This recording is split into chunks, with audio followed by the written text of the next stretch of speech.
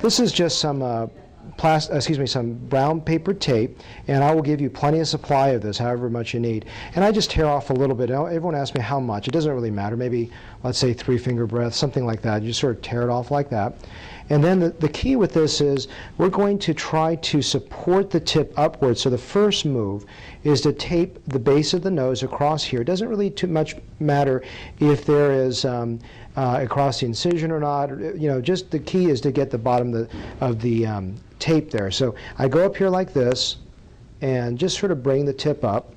And what you're going to do is you're going to see it just sort of does that. And you take your fingernails and you really want to squeeze it down so it just kisses the skin. And it's not sticking as well because she has a little bit of makeup on, but you can see that it should sit just like that. And really the next move is try to get the tip down. So we're going to do the same thing. We're going to tape some tape, just 3 finger breaths or so. Pull it, tear it off like that. If you want to be neat, you can cut it. And then just push it down a little bit, but be careful because it's still going to be relatively tender. You can see that's sort of loose. I'm going to take my fingernails here too and just squeeze down just like that until it kisses the skin. Remember, she's not tender because she has not had a rhinoplasty, but someone that's had a rhinoplasty are going to be a little bit tender, and you just want to make sure that that sits and really covers the tip, and make sure, like here, it's still a little exposed. I really want that tip sealed down, and so that it doesn't scar and just really comes down naturally, and really cuts down the swelling much more easily. Then it depends. I may tell you that's all you need, or I may tell you, oh, your bridge is pretty swollen, we got to take care of that too. If that's the case, then go ahead and just tear another one. Now this one's a little different. You're not going to actually do the pinching. You're just going to take it across the bridge and let it sit on there. And just a little bit of pressure to sit it down. And we're going to go, and just for the sake of completeness, go ahead and just do the taping all the way to the top of the bridge.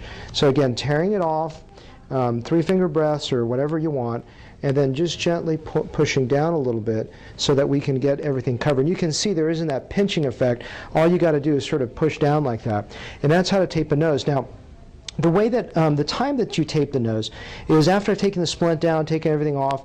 I usually ask you to do this sometimes a few days, sometimes a month or 2 months, somewhere around that range. And a few patients with really thick skin, as I see you progress, it may be even up to 2 to 3 months.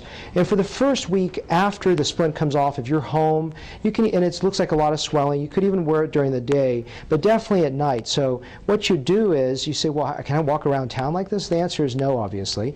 This is meant really for at nighttime. So what you do is you put this tape on before you go to sleep, just like I just showed you, and then when you wake up in the morning, you take a shower, and because the tape is really not held on too well, it will basically come off very easily just with a shower. And then you just do that every night for the first 6 weeks to 2 months, maybe even 3 months, as I said, depending on what I see with you.